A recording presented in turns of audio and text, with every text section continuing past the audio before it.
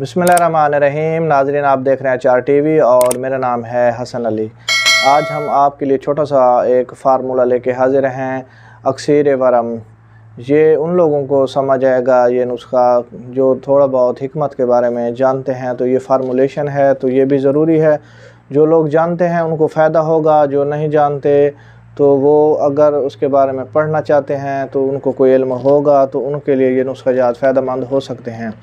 तो ये मैं उनके लिए ये नुस्खा बता रहा हूँ जो लोग इसके बारे में थोड़ा बहुत जानते हैं। अक्सीर वरम का जो नुस्खा है उसमें सौंफ और मुलट्ठी ये हमने 10 ग्राम लेनी है, हल्दी 10 ग्राम लेंगे, रेमत खताई 30 ग्राम, और इसको हमने खुद ही पानी के साथ गोलियां बना लेनी है। ये हमारा अक्सीर वरम का एक छोटा सा नुस्खा है, तो ये आप नोट कर लें।